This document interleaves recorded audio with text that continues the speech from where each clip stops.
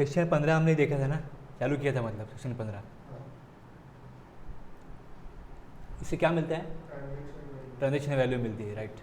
Transaction value के बाद में वो वैल्यू में कुछ एडिशन करना हो तो उसमें 5 क्लॉजेस है।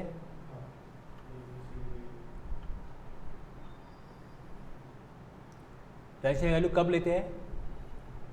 एक, नॉट रिलेटेड पार्टी होनी चाहिए, दूसरा प्राइस इज सोल्ड कंसिडरेशन होना चाहिए।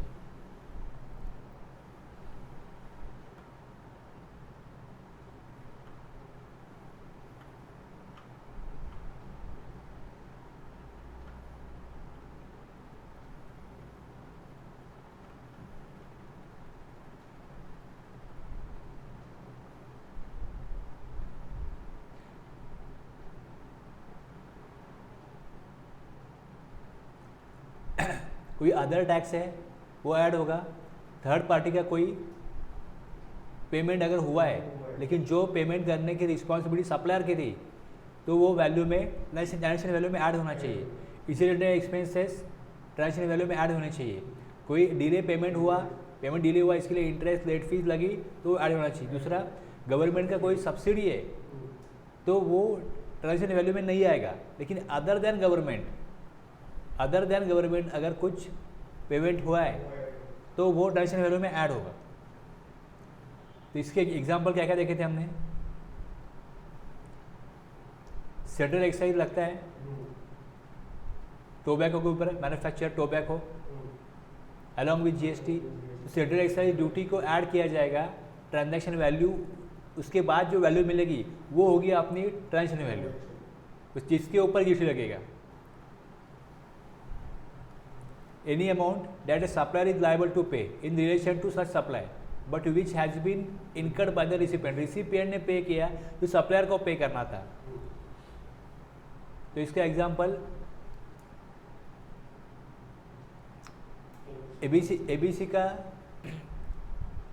एबीसी ने ऑर्डर दिया मिस्टर जेड को। As per the contract mister Z क्या करेगा? डिलीवरी करेगा गुड्स की एबीसी। तो जैसा उनका कॉन्ट्रैक्ट था वैसे जेड ने हायर किया ट्रांसपोर्टर को और ट्रांसपोर्टेशन ऑफ गुड्स कर दिया। ये तो किया उसने, लेकिन उसने किया क्या कि लॉरी रिसीट ऐसा बना दिया कि उस फ्रेट पेबल बाय एबीसी में फ्रेट एबीसी को पे करने को बोला।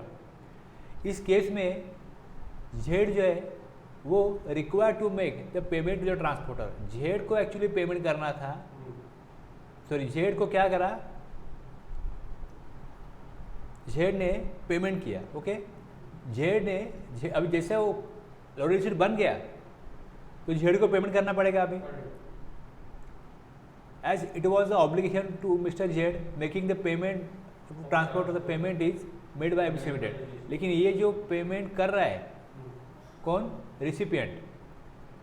सच payment will form part of transaction value of the goods supplied. लेकिन ये पेमेंट ट्रांजैक्शन वैल्यू का पार्ट हो जाना चाहिए, क्योंकि कॉन्ट्रैक्ट में ऐसा लिखा है, thus in contract the obligation undertaken by the supplier for supplying goods needs to be determined. वो भी विचार करो उसका भी जो ट्रांजैक्शन वैल्यू है उसमें जब वो गुड्स सप्लाई करेगा तो ट्रांसपोर्ट भी करेगा और उसका चार्ज अलग से वो करेगा, ऐसा कॉन्ट्रैक्ट में तो अलग से वो चार्ज करने वाला है। और ट्रांसपोर्ट को उसने अरेंज किया है, ट्रांसपोर्टर को वो पेमेंट करेगा, ऐसा ट्रांसपोर्टर अगर उसका कॉन्ट्रैक्ट है। ट्रांसपोर्टर जो इनवॉइस बना रहा है इस केस में वो इनवॉइस बना रहा है सप्लायर के नाम से ही, लेकिन वो पेमेंट रिकवर कर रहा है रिसिपिएंट से। ऐसा अगर केस है तो all the expenses in respect of such obligation must be incurred by the recipient of supply in connection with the supply। वो भले उसको पेमेंट करने दो लेकिन the same will be included in the transaction value. बस transaction value में उसको include करो। आप पेमेंट किस तरीके से अरेंज कर रहे हो, किस तरीके से इस चीज़ों को अंजाम दे रहे हो वो अलग बात है। लेकिन अगर जैसा इनवॉइस ट्रांसपोर्टर, अब ये प्रूव कब होगा कि ट्रांसपोर्टर को किसने अरेंज किया? सप्लायर ने किया, लेकिन वो पेमेंट कर रहा है रिसिपिएंट से। अगर रिसिपिएंट के नाम से ही ट्रांसपोर्ट का इनवॉइस बनेगा तो समझेगा ही नहीं कि किसने अरेंज किया। लेकिन ट्रांसपोर्टर का इनवॉइस अगर सप्लायर के नाम से बनता है और वो पेमेंट ले रहा है, तब वो थर्ड पार्टी बन जाता है, तब वो थर्ड पार्टी पेमेंट बन जाता है। पेमेंट ट्रांजैक्शन अपने दोनों के बीच में है, और मैं बोल रहा हूँ तीसरे से पेमेंट ले लो कि वहाँ पे सामान पहुँचा रहे हो। अब बोलो कि मुझे पैसा मिल रहा है, ठीक है ना, पैसा मिल रहा है ना, ठीक है, मैं उससे पैसा ले लूँगा, और उसने पेमेंट दे दिया, ट्रांजैक्शन तो हो गया, लेकिन ट्रांजैक्शन पहले दो पार्टी के बीच में है। तो इस केस में ट्रांजैक्शन वैल्यू में जो पहले पार्टी जब बिल बना रही है, इनवॉइस बना रही है, तो उसमें ट्रांसपोर्टर का वैल्यू ऐड होना चाहिए, ट्रांसपोर्ट का वैल्यू ऐड होना चाहिए, तो तभी उसको थर्ड पार्टी पेमेंट बोलेंगे ना।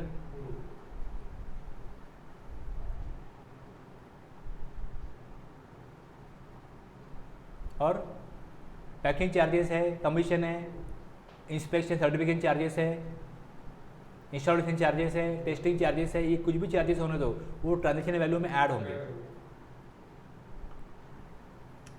इंटरेस्ट लेट फीस हमने ये देखा था टाइम ऑफ सप्लाई में, अगर लेट फीस या इंटरेस्ट को चार्ज किया जाता है तो उसका टाइम ऑफ सप्लाई कब होगा, याद है कुछ? ट्रांजैक्शन वैल्यू में interest late fee penalty add होगा, ठीक है, जो ओरिजिनल इनवॉइस है उसके बाद। हाँ क्या? हाँ, इसका एक डेबिट नोट बनेगा, बस बस, हाँ, तो हाँ, तो इसका डेबिट नोट बनेगा फिर, क्योंकि वैल्यू बढ़ गई तो इसका इनवॉइस, इसका डेबिट नोट बनेगा। लेकिन जब इसका पेमेंट मिलेगा तब उसके ऊपर जीएसटी भरना पड़ेगा, टाइम ऑफ सप्लाई तब है। ऐसा नहीं कि डेबिट नोट बना दिया तो अभी आप चार्जेस दे दो जीएसटी का, ऐसा नहीं है। जब रिकवर होगा, रिसीपिएंट से रिकवर होगा, तब सप्लायर को उसकी लायबिलिटी आएगी।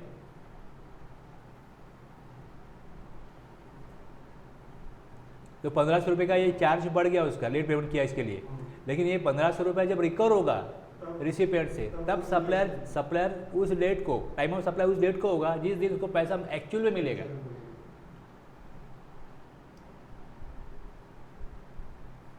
और ये देखा था हमने एक सब्सिडी का,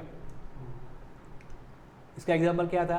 the selling price of a geometry box is 75। The geometry box sold to student in government school. Company uses its CSR fund to pay the seller ₹50. 75 rupees में 50 रुपीज़ वो कॉर्पोरेट सोशल रिस्पॉन्सिबिलिटी है company की, इसके लिए वो 50 rupees उसमें contribute कर रही है, और स्टूडेंट से 25 रुपये रिकवर किया जा रहा है।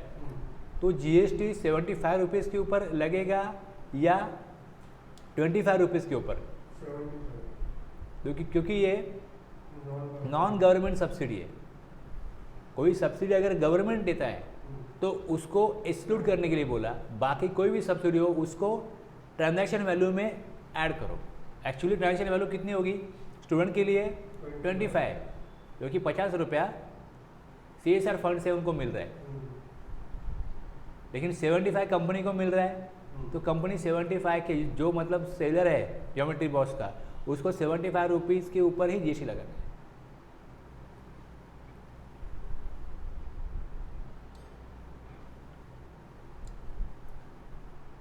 सबसेक्शन 2 में एडिशन होता है, वैसे सबसेक्शन 3 में डिस्काउंट है, तो डिस्काउंट को इंक्लूड नहीं करेंगे ट्रांजैक्शन वैल्यू में। Any discount, the value of the supply shall not include any discount which is given. लेकिन डिस्काउंट कब दिया गया ये भी देखा जाएगा। डिस्काउंट कब दिया गया? ए, क्लॉज ए में ये दिया बिफोर और at the time of the supply. जब सप्लाई होने जा रहा है पहले से ही फिक्स है, तय कि कॉस्ट कितनी है। मुझे कोई मटेरियल आप ले रहे हो जो एसी है, तो एसी का कॉस्ट क्या एक्चुअल में 25,000 है, लेकिन आपको डिस्काउंट मिलेगा 10%, तो ये फिक्स है। डिस्काउंट आप दिखा सकते हो इनवॉइस में, या डायरेक्टली डिस्काउंट लेस करके ही वैल्यू वहाँ पे शो कर सकते हो। बिफोर और at the time of the supply if such discount has been duly recorded in the invoice issued in respect of such supply. Discount अगर दिया है और वहाँ पे शो हो रहा है तो ही पता चलेगा डिस्काउंट दिया है, अदरवाइज समझेगा ही नहीं कि डिस्काउंट है। तो डिस्काउंट है अगर तो दिखा दिया है वहाँ पे, तो डिस्काउंट छोड़ के जो वैल्यू होगी वही क्या होगी? ट्रांजैक्शन वैल्यू होगी। मतलब ट्रांजैक्शन वैल्यू में से डिस्काउंट को निकाल दो। एक्चुअली वैल्यू 25,000 है और डिस्काउंट दिया तो उसको कम कर सकते हो। Example, PRBR company gives a discount of 40% on the list price of its distributors. Thus, for package of product X in the invoice, the list price is mentioned ₹500. तो 40% discount less होगा तो 200 रुपया डिस्काउंट होगा. 40% discount है. Given to arrive at the final price of ₹200. The taxable value is ₹300. As the discount is allowed at the time of supply and shown in the invoice. ऐसा नहीं है कि ₹500 list price है तो ₹500 के ऊपर जीएसटी लगेगा. जीएसटी डिस्काउंट लेस करने के बाद जो वैल्यू आएगी मतलब ₹300 उसके ऊपर जीएसटी लगेगा.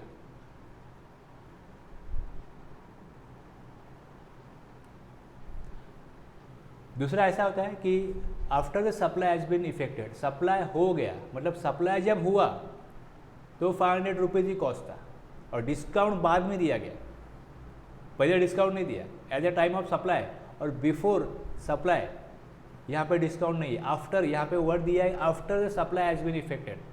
After the supply has been effected. अब बाद में अगर आपको डिस्काउंट मिल जाता है तो पहले तो डिस्काउंट नहीं दिया था तो वैल्यू रिकवर की होगी, जीएसटी रिकवर किया गया होगा. एक्चुअल जो ट्रांजेक्शन वैल्यू थी 500 उसके ऊपर. अब इसके बाद में अगर डिस्काउंट मिल जाता है तो क्या ट्रीटमेंट देना पड़ेगा वो देखो. अब such discount is established in terms of an agreement entered into at or before the time of such supply and specifically link to relevant invoices. ये क्या होता है समझो, अभी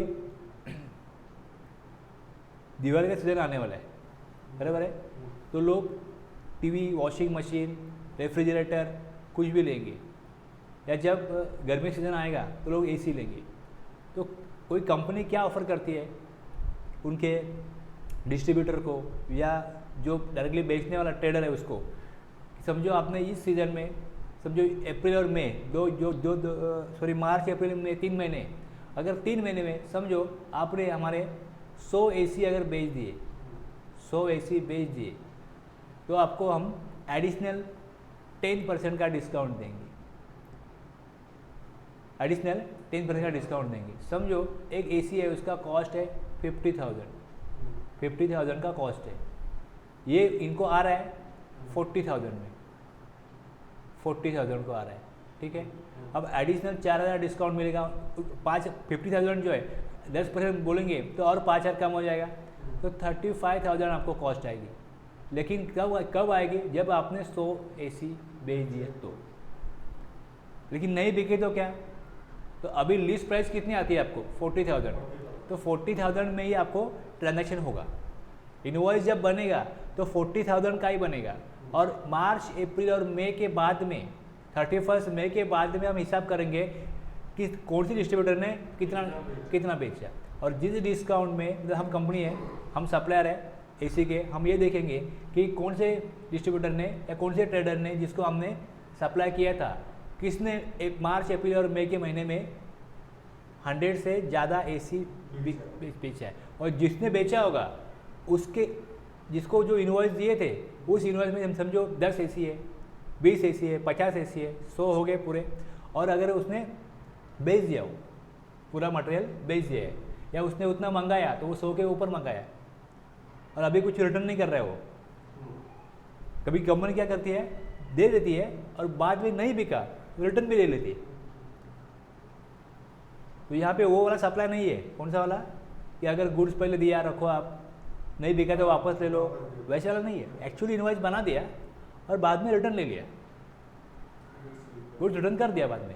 ठीक है, तो अगर गुड्स रिटर्न आ जाता है तो क्या होता है, क्रेडिट नोट बनता है, डेबिट नोट बनता है और उसका जो आईटीसी है वो एडजस्ट हो जाता है. लेकिन यहाँ पे वैसा नहीं है. यहाँ पे क्या किया, एक्चुअल में दे दिया है और फिर उसको बोला कि अगर आपने 100 रखा, 100 बेचा तो आपको एडिशनल डिस्काउंट मिलेगा. अब उसने बोला ठीक है, हमने जो लिया था 100 हो गया, 100 के ऊपर हो गया हमारा, अब डिस्काउंट दो.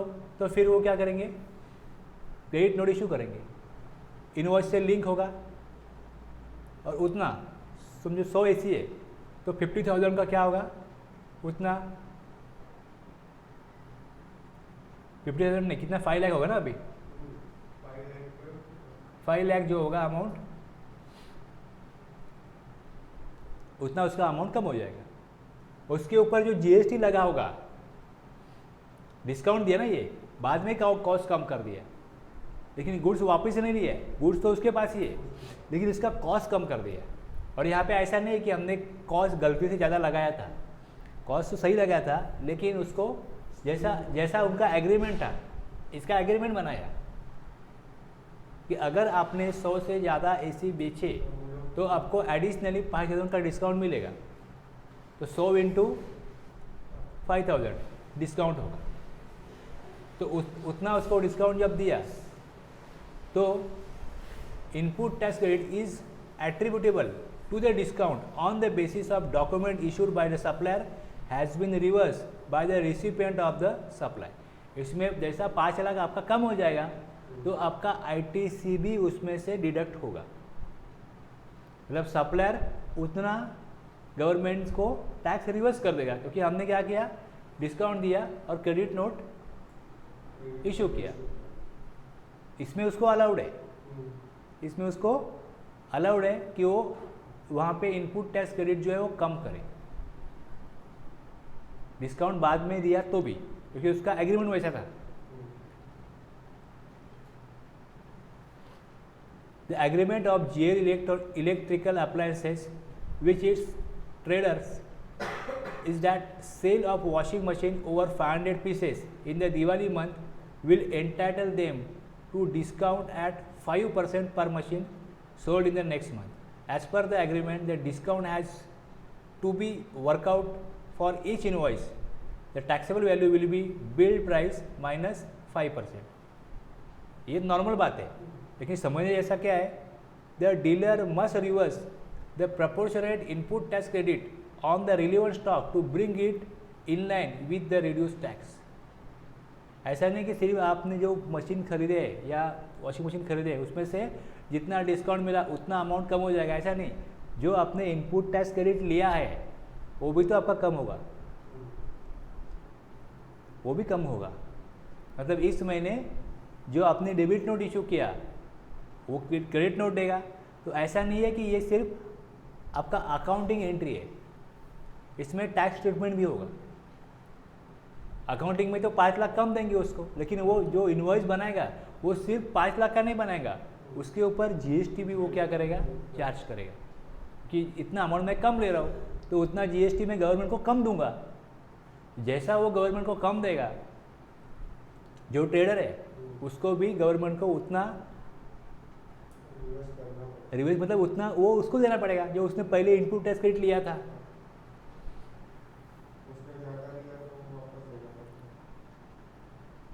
अब दूसरा क्या है, ये तो हो गया नॉर्मल है। समझने जैसा क्या है, समझो एग्रीमेंट नहीं है तो क्या, एग्रीमेंट नहीं है तो क्या, यहाँ पे एग्रीमेंट होना चाहिए। एग्रीमेंट है और डिस्काउंट बाद में दिया,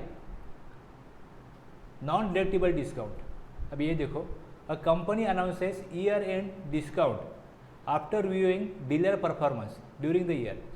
देखो ऐसा कोई भी कंपनी होती है तो क्या करते हैं, जैसे कुछ साल ख़त्म हो गया तो कुछ ना कुछ अपने डिस्ट्रीब्यूटर है, ट्रेडर है, उनको समझो समर वेकेशन है तो उनको कुछ फैमिली के लिए कुछ ट्रिप अरेंज करके देते हैं। आप इंडिया के बाहर जाके आओ, कहाँ जाना है आपको, उनको पूछते तो सारा खर्चा वो करते क्योंकि वो ज़्यादा सेल करे। तो क्यों कर रहे हैं हम हमारे लिए, नहीं आपने इतना हमको 5 करोड़ का बिजनेस दिया, पूरे साल में 2 करोड़ का बिजनेस दिया, इसके लिए आपके लिए हम लोग ये एक गिफ्ट दे रहे, फैमिली ट्रिप। कुछ पैसा नहीं देंगे, पैसा तो उनके पास है, ये एडिशनल है, कुछ बोला नहीं है, कुछ एग्रीमेंट नहीं है, लेकिन उनको खुश करते। मतलब अगले साल भी अगर इतना बिजनेस किया तो अगले साल भी अपने को किधर और जाने को मिलेगा। मतलब आप इस तरीके से क्या किया गया, उनको एक इनडायरेक्टली उनको एक क्या बोलते हो, गाजर दिखा रहे।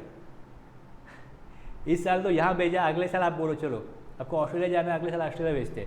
तो अगले साल ऑस्ट्रेलिया कब भेजेंगे, उतना टर्नओवर दिया तो, उतना बिजनेस दिया तो भेजेंगे। हाँ, मैं इसके बोल रहा हूँ, ये चलता है ना मार्केट में।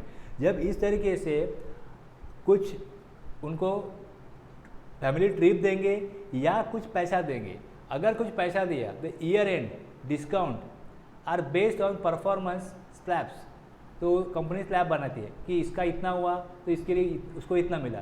तो अभी 4-5 ट्रेडर है तो उनको मालूम पड़ता है अरे इसको इतना मिला, मेरे को इतना मिला। आइडिया तो आता है ना सबको, बातचीत तो होती है ना ऐसी। तो अगर इस तरीके से कंपनी क्यों देती है, अपना सेल बढ़े इसके लिए, दूसरी कंपनी नहीं दे रही है और ये कंपनी दे रही है, तो लोग क्या करेंगे, व्यापारी क्या करेंगे, हाँ लोगों को पब्लिक को रिकमेंड करेंगे अरे ये लो, ये ब्रांड अच्छा है, ये लो। तो उतना कैशबैक उनको मिल जाता है, उतना कैशबैक उनको मिल जाता है। लेकिन इस केस में जो डिस्काउंट दिया गया उसका कोई एग्रीमेंट नहीं था। सप्लायर ने गवर्नमेंट को टैक्स दे दिया जो अमाउंट रिकवर किया था ट्रेडर से। अब जीएसटी का क्या होगा, उसने जो टैक्स लायबिलिटी पे की उसका क्या होगा। As this discounts were not known at the time of supply, supplier को ये डिस्काउंट हम देंगे ऐसा उसने कुछ एग्रीमेंट नहीं किया था, ये नोन नहीं था, या उसके माइंड में होगा लेकिन किधर भी पिक्चर में नहीं था। ये जो ट्रांजैक्शन हुआ उसमें किधर मेंशन नहीं था ये। They will not be deducted from taxable value of those goods, उसकी टैक्सेबल वैल्यू उतनी रहेगी जो इनवॉइस की थी।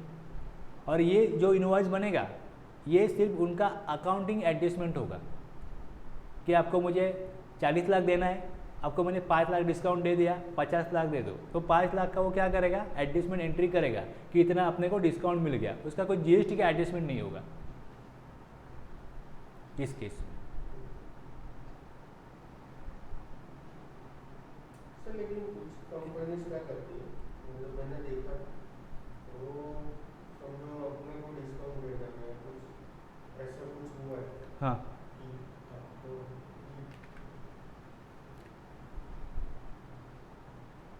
आईटीसी कब अलाउ होगा कब नहीं होगा इसका जब सेक्शन हम देखेंगे तब उसमें पता चलेगा किस तरीके से इसको ट्रीटमेंट दी जाती है। ये तो गवर्नमेंट का लॉस होगा ना, सब लोग ऐसे ही करेंगे ना।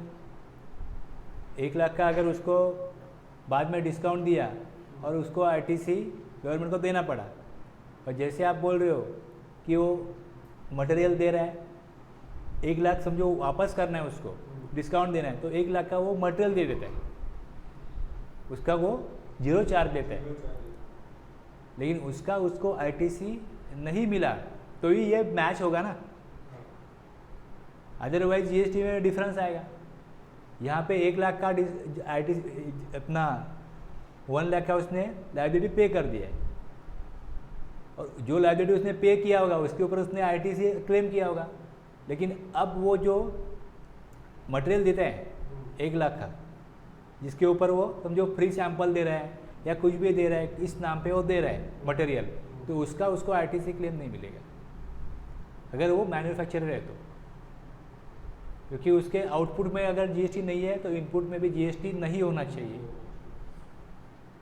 अगर आप एग्जाम सप्लाई करते हो तो एग्जाम सप्लाई में अगर जो प्रोडक्ट यूज़ हुए वो हो सकता है टैक्सेबल हो, तो उसका आईटीसी नहीं मिलता। कोई कंपनी समझो 2-3 प्रोडक्ट मैन्युफैक्चर कर रही है और उसमें एक प्रोडक्ट जो है वो एग्जाम है, 2 टैक्सेबल है, तो टैक्सेबल प्रोडक्ट के लिए जो इनपुट लगा है उसका ही क्रेडिट मिलता है। जो एग्जाम सप्लाई में जो टैक्सेबल प्रोडक्ट यूज़ हुए उसका इनपुट टैक्स क्रेडिट ब्लॉक हो जाता है, नहीं मिलता उसका, वो अलर्ट नहीं होता, डिसअलर्ट हो जाता है, क्योंकि आउटपुट में आप टैक्स कलेक्ट नहीं कर रहे हैं ना। अगर टैक्स कलेक्ट ही नहीं किया, जब पे करने जाएंगे तब आपको इनपुट टैक्स क्रेडिट मिलेगा, आप कुछ पे ही नहीं कर रहे हो, तो जिसके ऊपर जीएसटी का चार्ज ही नहीं है उसके इनपुट का क्रेडिट नहीं मिलेगा। क्रेडिट का मतलब ही क्या है, जो पे करना है उसमें एडजस्ट करो। आपसे गवर्नमेंट कुछ रिकवरी नहीं कर रही है तो उसका इनपुट का जो भी क्रेडिट होगा वो दूसरे प्रोडक्ट में आप एडजस्ट नहीं कर सकते, उसका उसमें एडजस्ट होगा। अदरवाइज प्रॉब्लम क्या होगा, दूसरी कंपनी है वो सिर्फ वही प्रोडक्ट बना रही है, उसको तो इनपुट टैक्स क्रेडिट नहीं मिल रहा है, तो फिर उनसे इनकी कॉस्ट कम हो जाएगी, तो ये कम कॉस्ट में मार्केट में बेच सकते हैं, दूसरी कंपनी फिर प्रॉब्लम में आ जाएगी ना। इनके पास दूसरा प्रोडक्ट है इसके लिए उसमें एडजस्ट करेंगे तो ये इसका कॉस्ट कम कर सकते हैं या दूसरे प्रोडक्ट का कॉस्ट कम कर सकते हैं, हो सकता है, तो दूसरी कंपनी को प्रॉब्लम होगा ना। कंपटीशन फिर सेम कैसी होगी,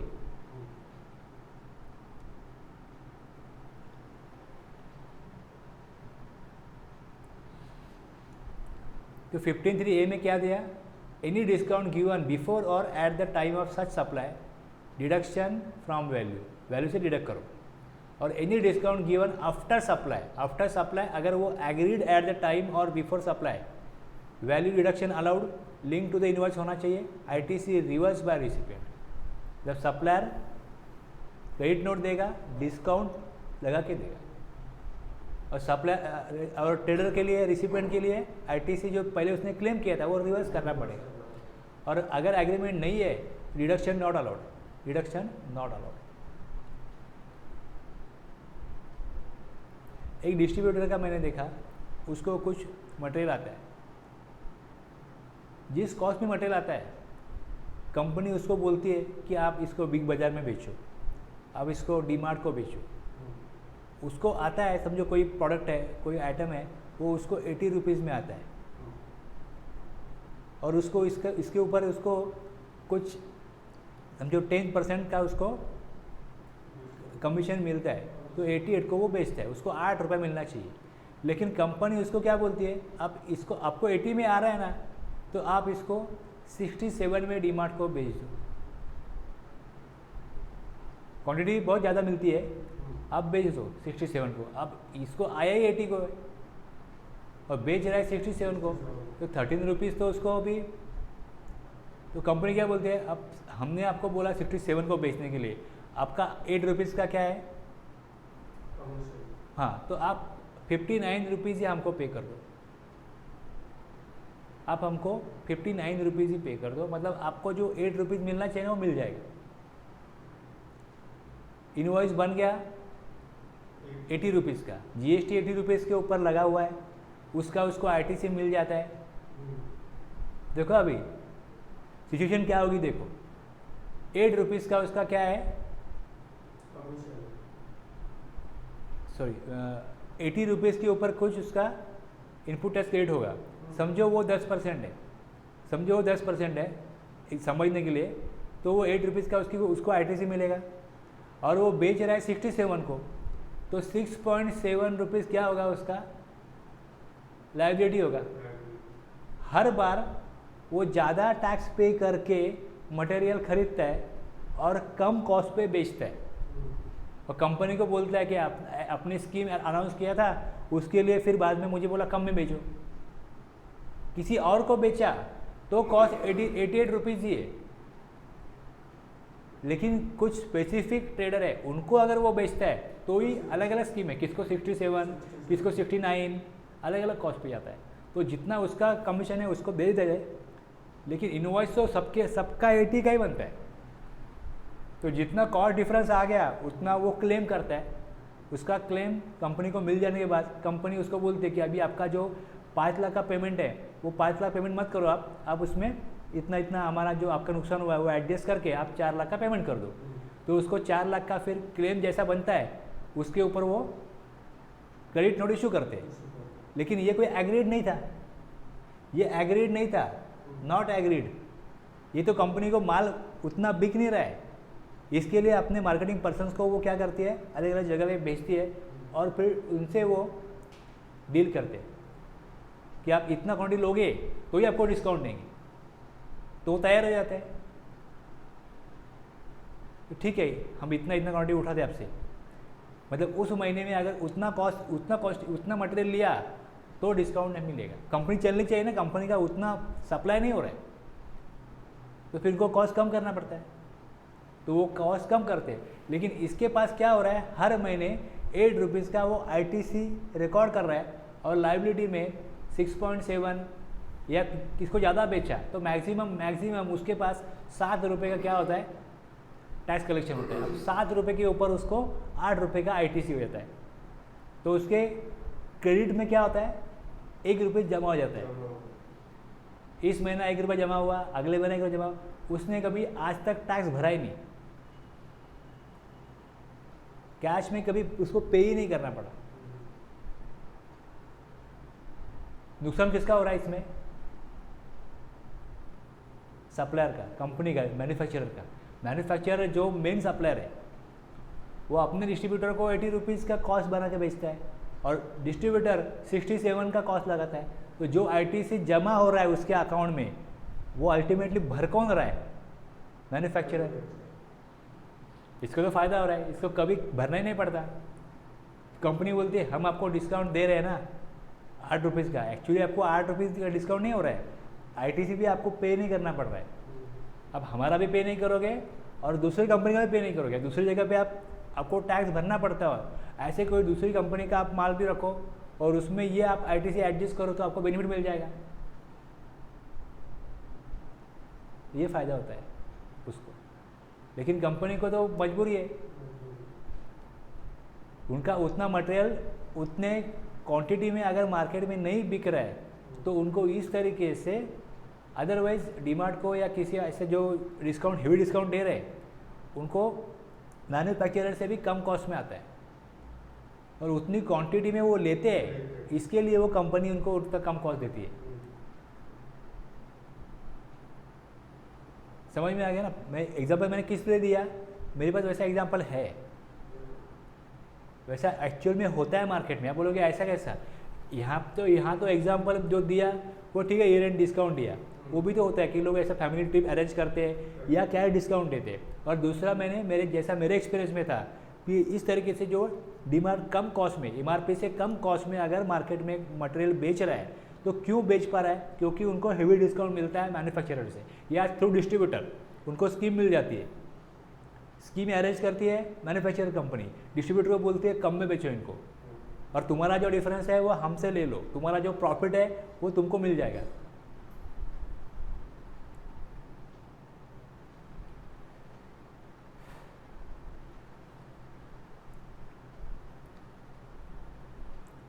फिफ्टीन 1 में ट्रांजैक्शन वैल्यू थी, उसमें इंक्लूजन क्या होना चाहिए, ये सबसेक्शन 2 में था, और उसमें एक्सक्लूड क्या होना चाहिए, डिस्काउंट कब एक्सक्लूड होगा कब नहीं होगा, जीएसटी पर्पस क्या इफेक्ट होगा, ये हमने सबसेक्शन 3 में देखा। Valuation, where the value of supply, valuation का रूल कब आता है?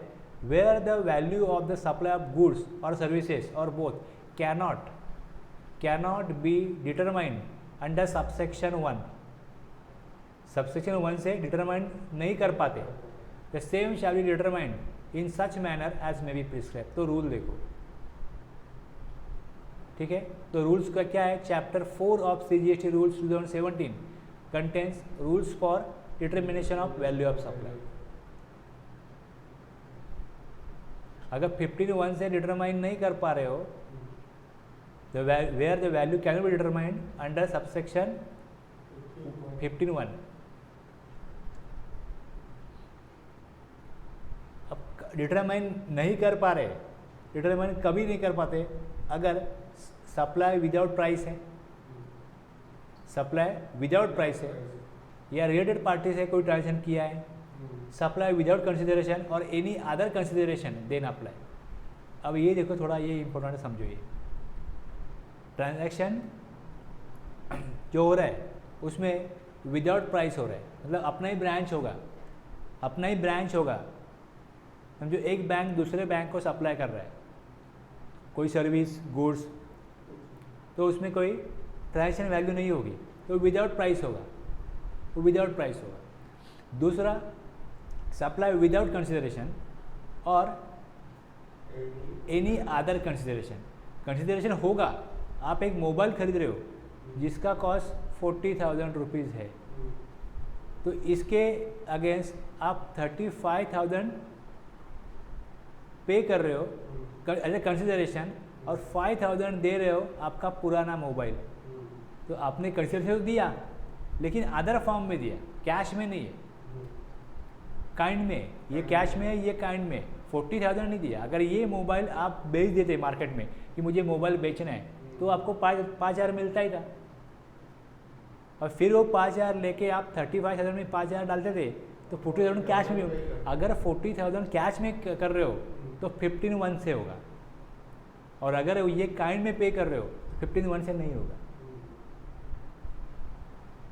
सप्लाई विदाउट कंसिडरेशन नहीं है, लेकिन एनी अदर कंसिडरेशन है, तो यहाँ पे रूल देखना पड़ेगा, रूल क्या बोलता है, कौन से वैल्यू पे जीएसटी लगेगा। 35,000 पे लगेगा या 5,000 पे लगेगा, सॉरी 35,000 पे लगेगा या 40,000 पे लगेगा?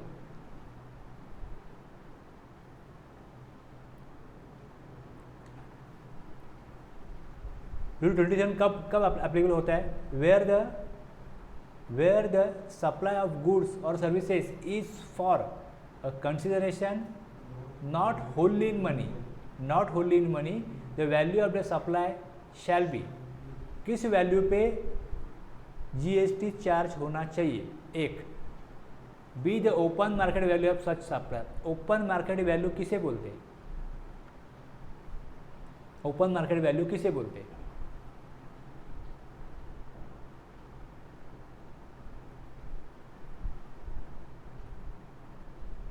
Open market value of a supply of goods or services or both means the full value in money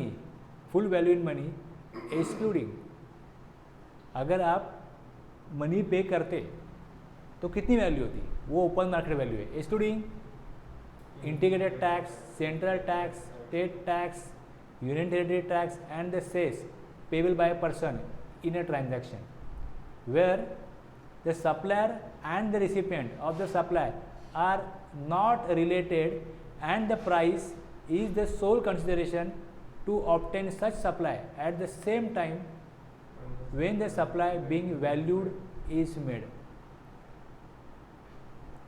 अगर वो रिलेटेड नहीं होते तो कितना प्राइस लगता? वो ओपन मार्केट वैल्यू है, वो ओपन मार्केट वैल्यू है। और अगर जीएसटी छोड़ के अगर पे कर रहे हैं तो कितना पे करते हैं? वो ओपन मार्केट वैल्यू है।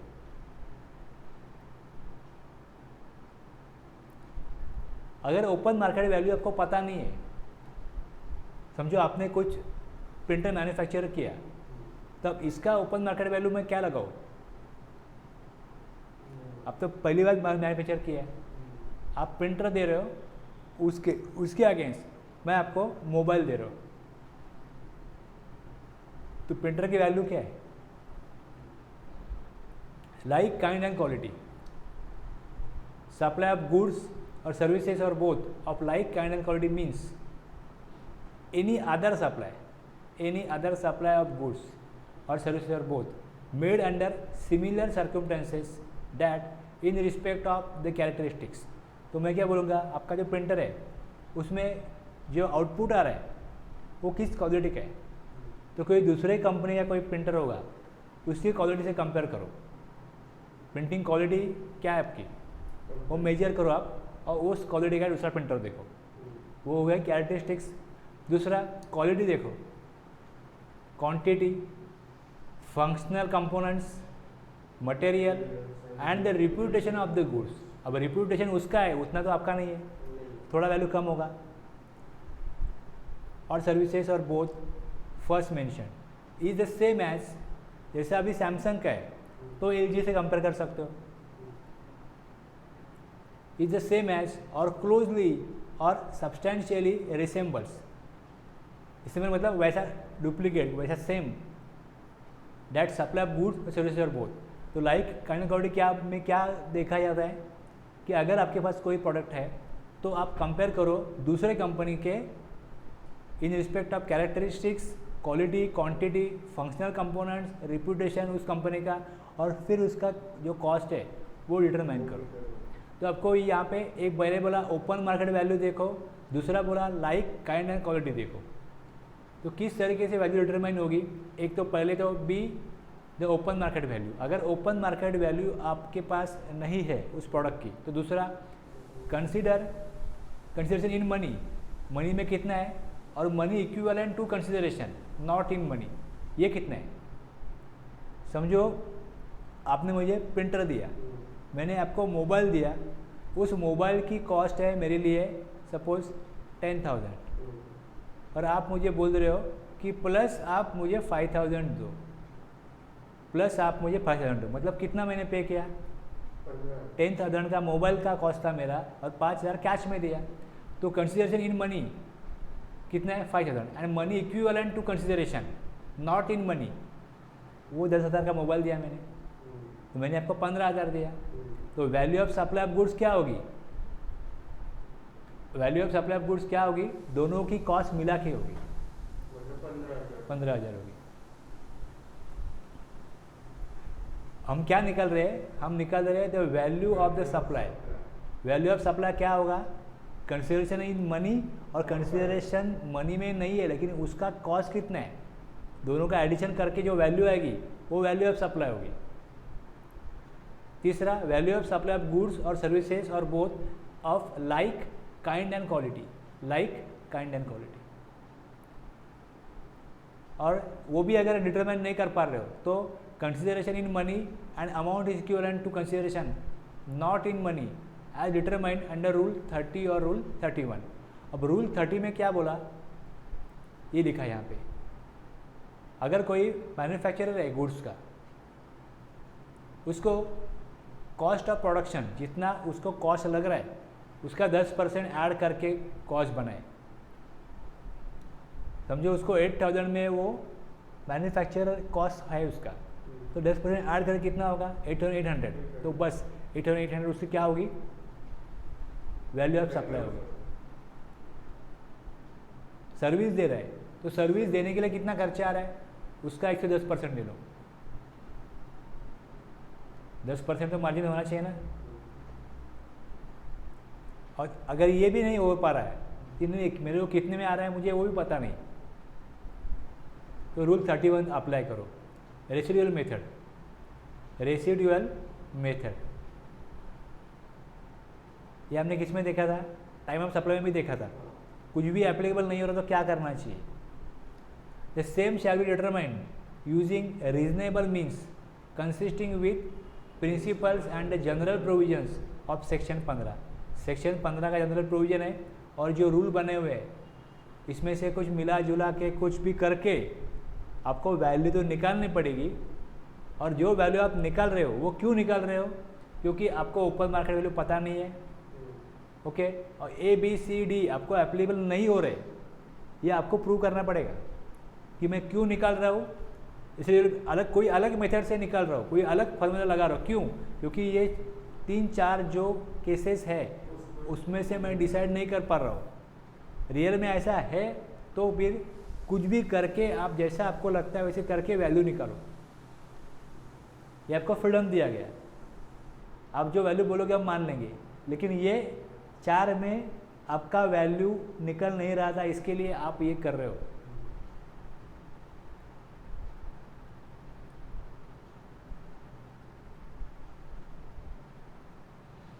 अब एग्जांपल देखो इसका, where a new phone is supplied for ₹20,000 along with the exchange of an old phone, and if the price of the new phone without exchange is 24,000।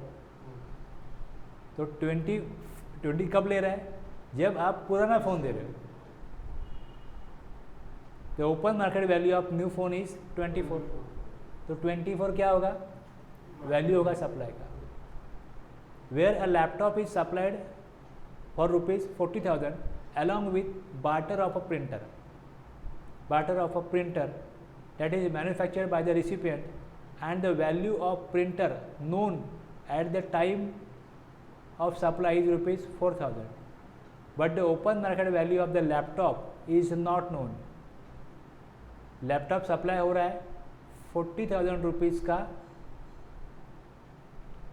लेकिन उसके साथ में आपको प्रिंटर देने के लिए प्रिंटर मिल रहा है। Where laptop is supplied for ₹40,000। Supplier, समझो आप सप्लायर हो, आप क्या कर रहे हो? लैपटॉप को सप्लाई कर रहे हो 40,000 रुपीज़ में, लेकिन बार्टर ऑफ प्रिंटर,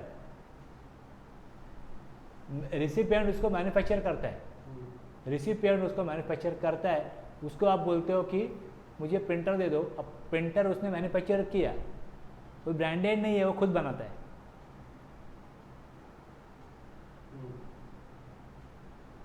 तो आपने बोला ये मोबाइल जो है, लैपटॉप जो है ये 44,000 का है, तो मैं आपको 40,000 में देता हूँ और प्रिंटर दे दो,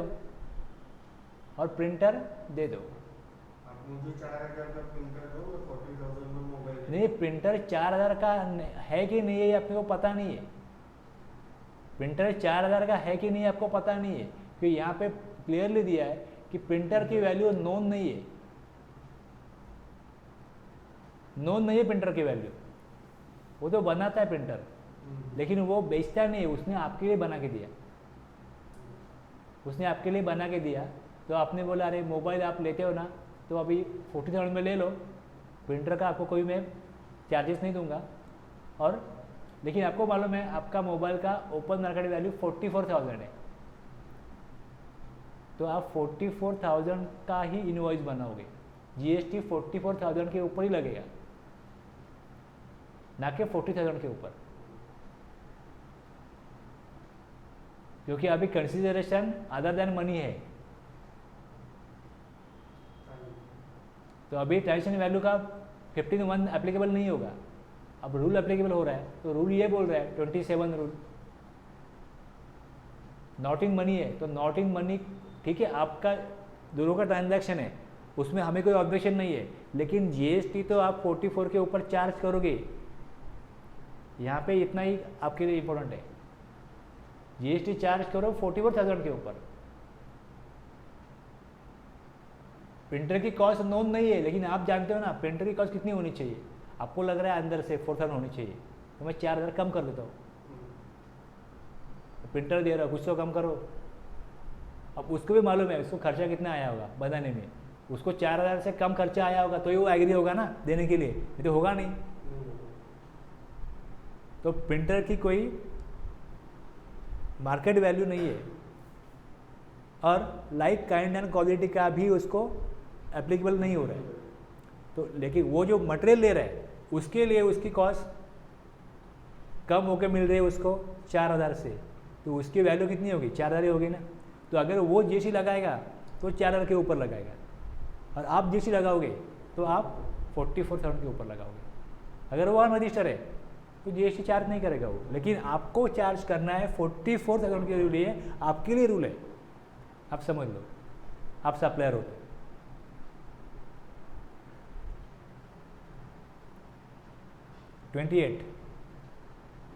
ये 27 था। Value of supply of goods और सर्विसेज और बोथ बिटवीन डिस्टिंक्ट और रिलेटेड पर्सन, एजेंट छोड़ क्या, एजेंट नहीं, other than through agent, distinct और हाँ। The value of supply of goods or services or both between distinct persons are specified in section 25(4) and section 25(5), or where the supplier and recipient are related other than where the supply is made through an agent shall क्या होगी।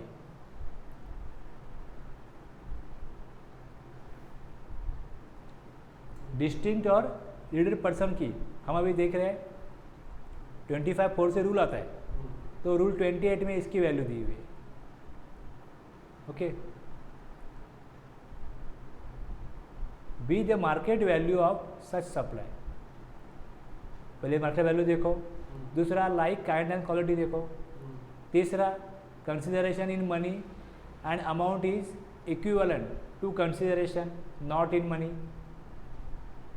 As determine in rule 30 और 31। Same वैसे ही है, जैसा हमने rule 27 में देखा वैसे रूल 28 में भी है। डिस्टिंक्ट पर्सन किसको बोलते हैं, एक डिस्टिंक्ट पर्सन के लिए बोला, दूसरा रिलेटेड पर्सन को बोला, दो है। अब इसमें दो प्रोविजो है, बाकी तो हमने समझ लिया ना रूल 27 में, वही समझना है कि अगर ओपन मार्केट वैल्यू देखो, लाइक काइंड एंड क्वालिटी देखो, दूसरा consideration in money and amount equivalent to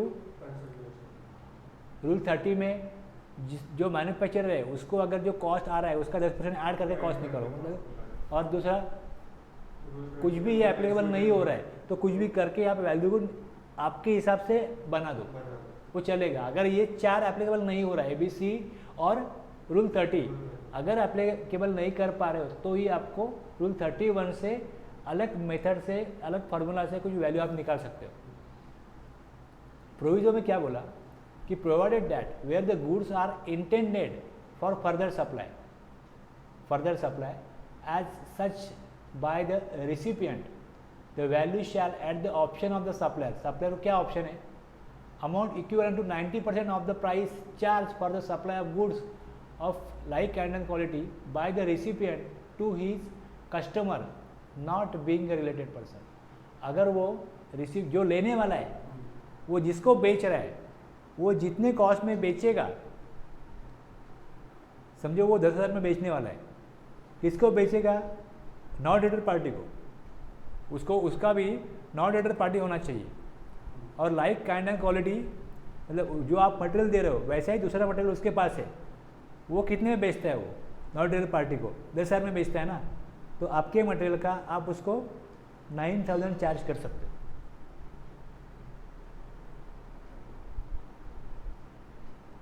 ठीक है,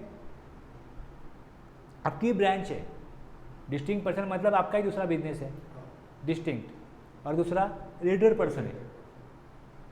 ये दोनों के लिए अगर वो फर्दर सप्लाई करता है, provided that where the goods are intended for further supply, अगर वो फर्दर सप्लाई के लिए ले रहा है तो लाइक काइंड एंड क्वालिटी उसके पास दूसरा कोई प्रोडक्ट है या जिसको बेच रहा है वो नॉट रिलेटेड पार्टी है, तो जितने में वो बेचेगा वो आप पता कर लो किस वैल्यू में बेचेगा वो, उसका आप 90% चार्ज कर सकते हो। यह ऑप्शन है। दूसरा एक प्रोविजन क्या बोलता है? दूसरे प्रोविजन में क्या लिखा है? Provided further that where the recipient is eligible for full input tax credit. जो जिसको आप बेच रहे हो अब पता करो, need to be verify is the recipient is eligible to take credit. वो क्रेडिट लेने वाला है, वो क्रेडिट लेने वाला है क्या? मतलब वो रजिस्टर्ड पर्सन है, वो क्रेडिट लेने वाला है। तो value declared in the invoice of the supplier, आप सप्लायर हो, आपको पता है कि आपका जो रिसिपिएंट है वो फर्दर सप्लाई करके आपके जो वैल्यू आप जो वैल्यू दोगे इनवॉइस में उसके ऊपर वो आईटीसी क्लेम करने वाला है। तो सप्लायर शैल बी एक्सेप्टेड, जो वैल्यू आप डालोगे इनवॉइस में, value declared in the invoice of the supplier shall be accepted as open market value. अगर वो आईटीसी लेने वाला है ना तो कितना भी आप चार्ज करो, गवर्नमेंट को तो वो टैक्स मिलने वाला नहीं है, वो जो कलेक्ट करेगा उसमें से ये वैल्यू डिडक्ट करने वाला है। तो जो वैल्यू आप लगा दो चलेगा, वो ओपन मार्केट वैल्यू उसको मान लेंगे without any dispute as per second proviso to rule 28 है ना, ये अभी ये रूल 28 है, ये दूसरा रूल है, वैल्यूएशन का दूसरा रूल है, 27, 28 तो दूसरा रूल है। और अगर वो आईटीसी नहीं लेने वाला, वैल्यू ऑफ गुड्स और services shall be necessarily arrived as per the valuation rule, तो फिर ये प्रोविजो एप्लीकेबल नहीं होगा। तो प्रोविजो एप्लीकेबल नहीं होगा तो आपको ए बी सी या फिर रूल 30, 31 से वैल्यू डिटरमाइन करना पड़ेगा। रूल 27 में और 28 में ए बी सी सेम ही है बस।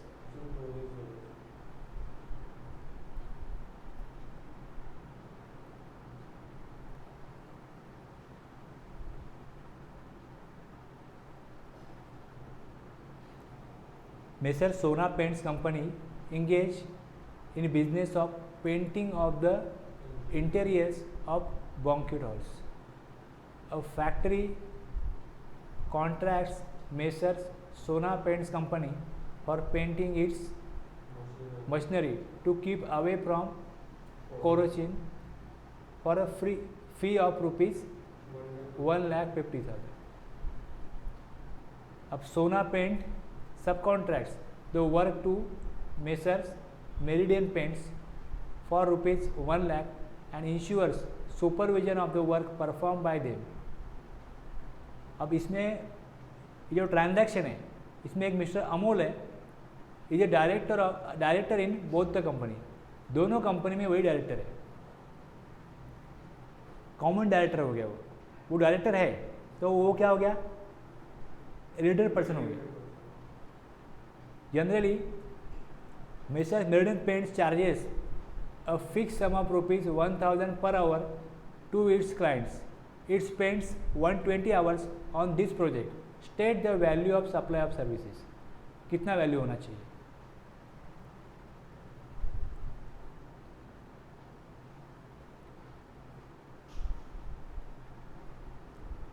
अब जैसे आपके पास कोई ट्रांजेक्शन आ जाता है, आपको ये देखना है आपको 15(1) एप्लीकेबल होता है कि नहीं होता है।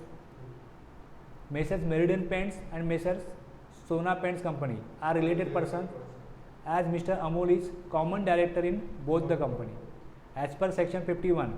वैल्यू डिटरमाइन कैसे कब होगी? Value of supply of goods is transaction value कब?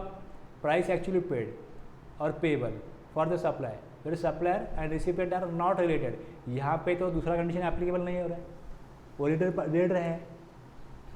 इन given case both the parties are related persons, hence value shall be determined as per rule 28, where value of taxable supply is either open market value or value of like kind and quality.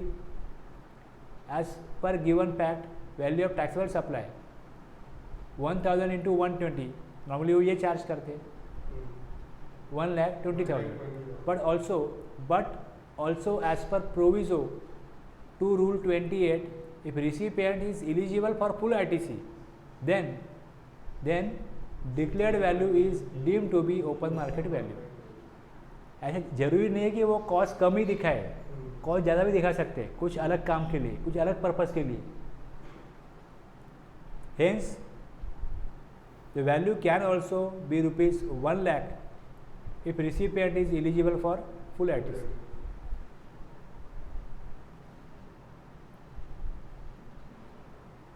उन्होंने कितना charge किया? Rupees 1 lakh. 150 उनको मिल रहा है लेकिन वो 1 lakh charge कर रहे हैं, एक्चुअली वो 120 करते चार्ज।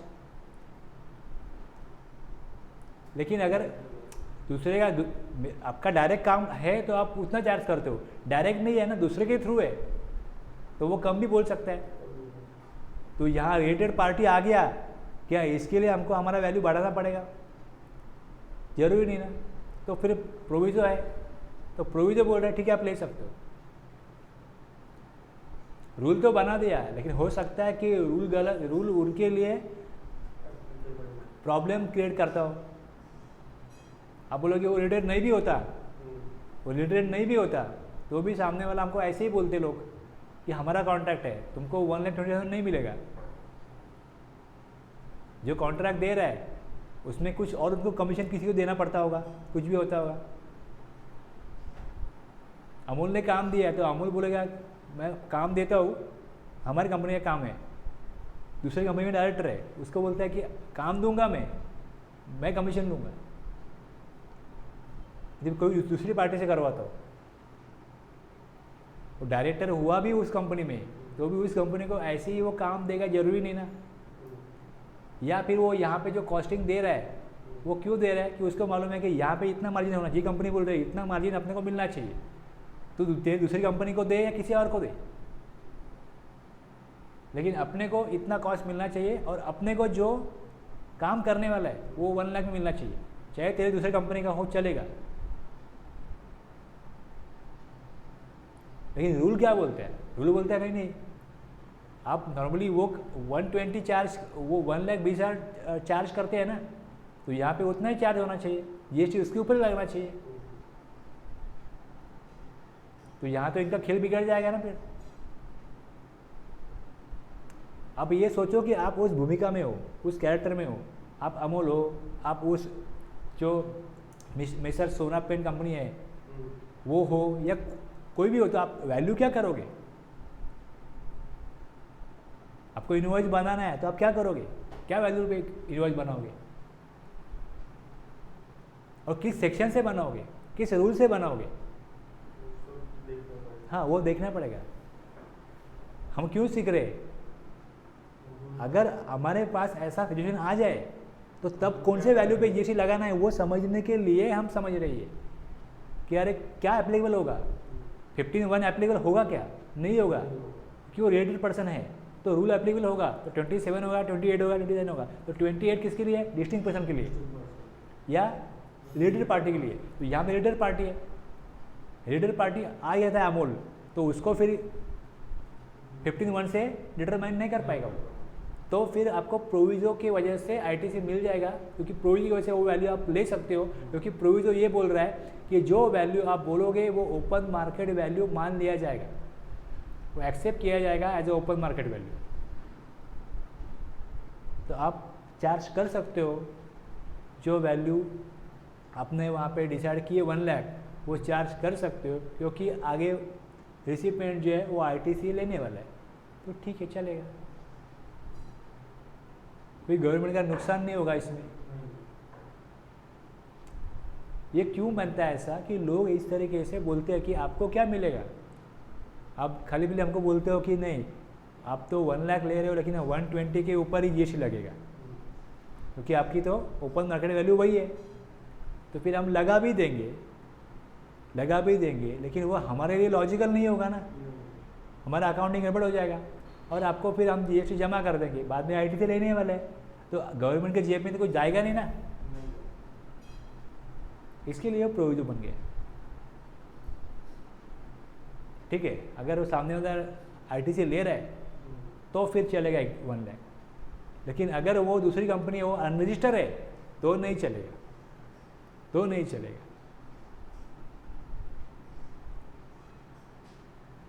रजिस्टर पार्टी होनी चाहिए सब, तो ये चलेगा और उनको आईटीसी अलाउड होना चाहिए। ओके, दूसरा केस देखो, A limited sold a product for ₹34,000 to mister X, open market price of the product is not available, product of same like kind and quality is also not available. तो पहले दो option तो वही है, open market value देखो और दूसरा like kind and quality देखो। Mister X is selling the same like kind of product to his consumer for ₹60,000। Mr. X holds 30% share in A Limited. Determine the value of supply for the purpose of levy of GST.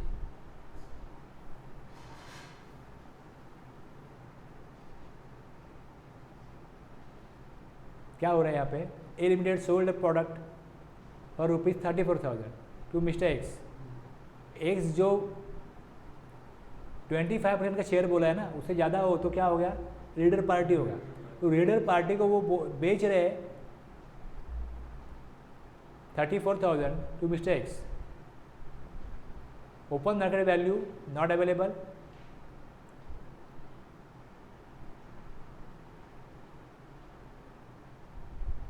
और mister X जो है जो खरीद रहा है, mister X जो खरीद रहा है selling the same like kind of product, उसके पास दूसरा कोई प्रोडक्ट है वो 60,000 में बेचता है वो, लेकिन यहाँ पे वो खरीद रहा है 34,000 को।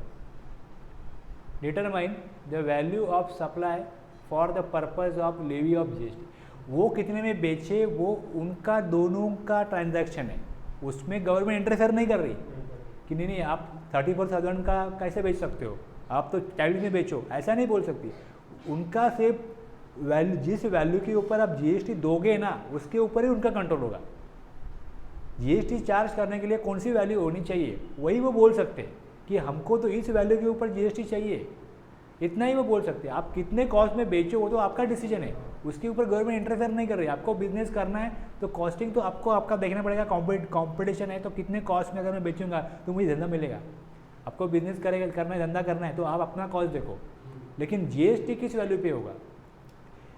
इन given case A limited to mister X, A limited हमने देखा जो 30% शेयर होल्ड करता है उसको बेच रहे हैं।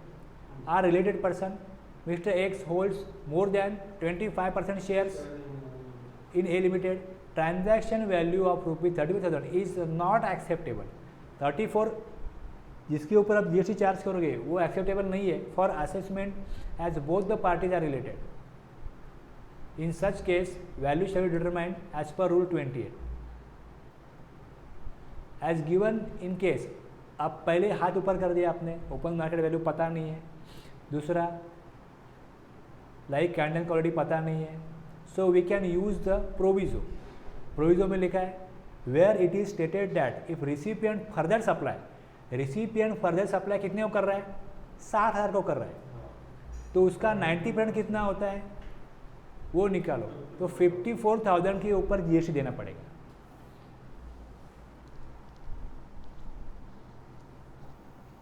समझ गए ना?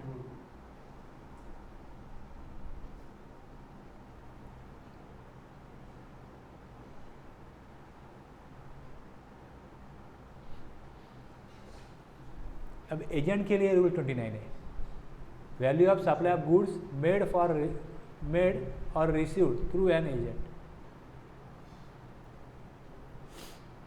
B the open market value of goods being supplied or at the option of the supplier by 90% of the price charge for the supply of goods of like kind and quality by the recipient to his customer not being a related person where the goods are intended for further supply by the said recipient.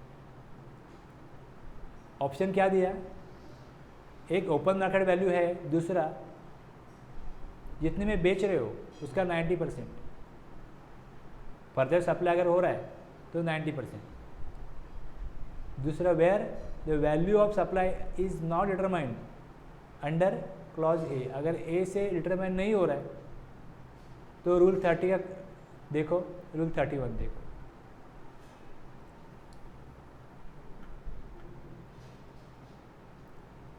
थोड़ा मैं एक दिखा दो. Rule 30 में क्या बोला है देखो, where the value of supply of goods और सर्विसेज और both is not determinable by any of the proceeding rules of this chapter. 110% value equals to 110% of cost of production, cost of acquisition, आपने जितने में लिया हो, या cost of provision of service. मतलब आपको आपके घर में कितने को आ रहा है वो देखो. प्रोडक्शन हो रहा है तो कॉस्ट 100 रुपीज़ आ रहा है, 110% लगाओगे. कॉस्ट ऑफ प्रोडक्शन अगर 50 रुपीज़ में आ रहा है तो 110 कितना हो जाएगा? 55 रुपीज़ हो जाएगा. कॉस्ट ऑफ एक्विजिशन अगर मैंने कहीं से एक्वायर किया, खरीद लिया, किसी से मिला मुझे या मेरे पास पड़ा था वो मैं बेच रहा हूँ, तो उसकी कॉस्ट कितनी है? उसका 10% बढ़ा के वैल्यू दो, वो कितना हो जाएगा? 110. जो मेरे पास कॉस्ट है वो 100 प्लस 10% बढ़ा दिया तो कितना हो जाता है? 110. तीसरा cost of provision of service, service जो मैं दे रहा हूँ उसका मेरे लिए कॉस्ट क्या हो रहा है? 10% बढ़ा के दो. बस यही बोल रहा है रूल 30. और 31 में आपको अलाउड किया कि आपको सेक्शन 15 से कुछ आप नहीं कैलकुलेट कर पा रहे हो और रूल से भी नहीं कर पा रहे हो, तो आप जैसे कैलकुलेट करो वो चलेगा, वो चलेगा. अब रूल 29 इसमें एजेंट को दे रहे, तो एजेंट के लिए open market value of the goods being supplied or at the option of the supplier. अब एजेंट को ओपन मार्केट वैल्यू से देगा तो उसको फ़ायदा क्या मिलेगा? दूसरा, or at the option of the supplier be 90% of the price charge for the supply of goods like kind and quality by the recipient. Recipient जो बेचता है वैसे ही अगर दूसरा गुड्स उसको आप दे रहे हो तो उस कॉस्ट का 90% चार्ज करो. उसके कस्टमर को वो जो भी चार्ज करेगा, जो उसका कस्टमर होगा वो रिलेटेड पर्सन नहीं होगा, ये भी देख लो. अगर वो फर्दर सप्लाई के लिए रह रहा है तो 90% जो ओपन मार्केट वैल्यू है उससे आप 90% में दे सकते हो, ये ऑप्शन है. और वैल्यू डिटरमाइन नहीं कर पा रहे हो ओपन मार्केट वैल्यू, या वो आगे कितने में बेचेगा, तो दूसरा क्या है? रूल 30 लगाओ, रूल 31. बस ये एजेंट के लिए. A principal supplies groundnut to his agent. यहाँ ग्राउंड नट हो या कोई भी प्रोडक्ट हो, अपने को एग्जाम्पल के लिए हमने ग्राउंड नट लिया. A principal supplies groundnut to his agent and the agent is supplying groundnuts of like kind and quality in subsequent supplies at price of rupees 5,000 per quintal on the day of the supply. जब ये supply हो रहा था तब वो उसके पास दूसरा जो प्रोडक्ट था वो वैसी क्वालिटी का, तो वो 5,000 को बेच रहा था. Another independent supplier is supplying groundnuts of like kind and quality. यहाँ पे क्या बोला? Is supplying ground nuts of like kind and quality in subsequent supplies at price of, उसको 5,000 में दे रहे हैं, उसको 5,000 में वो मिल रहा है, ठीक है. Another independent supply supplying ground nuts of like kind and quality to the said agent at price 4,550 per quintal. The value of the supply made by the principal shall be 4,550 per quintal, or where the exercises the option the value shall be 90%, 5,000 का वो भी उतना ही आता है ना, 10% कम करके कितने में आएगा, ठीक है. ये वैल्यू बराबर है. हमने 3 रूल देखे 27, 28, 29.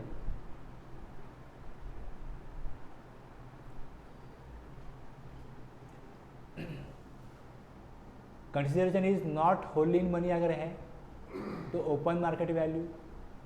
If A is not applicable, open market value अगर पता नहीं है तो consideration in money plus further money value, consideration fair market value of consideration. तीसरा, if A or B not determinable, value equals to value of like kind and quality. और अगर ए B सी applicable नहीं होते तो रूल 30 और 31 applicable करो. इसमें कोई प्रोविजो नहीं है रूल 27 में. रूल 28 में सप्लाई बिटवीन डिस्टिंक्ट और related person, open market value. If a open market value available नहीं है तो value of like kind and quality.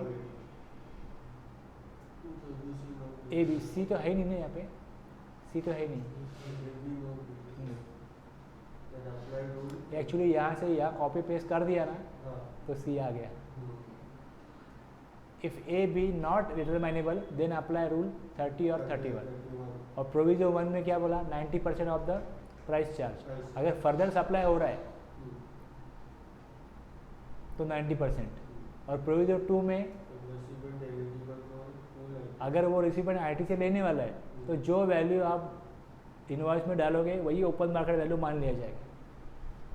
और अभी हमने देखा रूल 29, ओपन मार्केट वैल्यू और 90% of price of like kind and quality by the recipient. Recipient दूसरा product बेच रहा है, उसका ही अगर प्रोडक्ट वैसे प्रोडक्ट आप बेच रहे हो तो उसका 90% cost. Where such goods are intended for further supply, लेकिन वो फर्दर सप्लाई होना चाहिए. If A is not available then apply rule 30 और 31. रिसिपिएंट तो बेच ही रहे हैं ना आगे, तो फर्दर सप्लाई है उसमें. 27, 28, 29, 30 और 31 बस.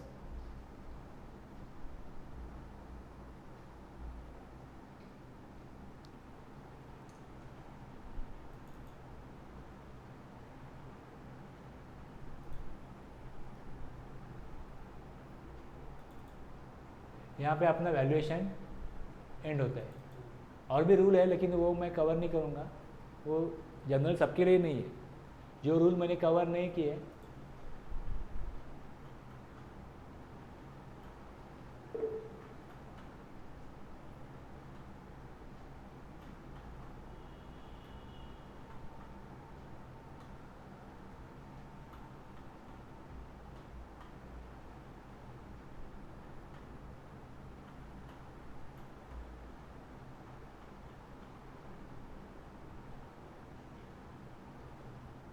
32 में determination of value in respect of certain supplies, pure agent, exchange of currency other than Indian rupees. और 35 supply inclusive of integrated tax, central tax, state tax, union डेल टैक्स. मैंने 27, 28, 29 ये मुझे इंपॉर्टेंट लगे और उसमें 30, 31 आ जाता है तो 5 रूल हमने कवर किए. रुकते हैं यहाँ पे.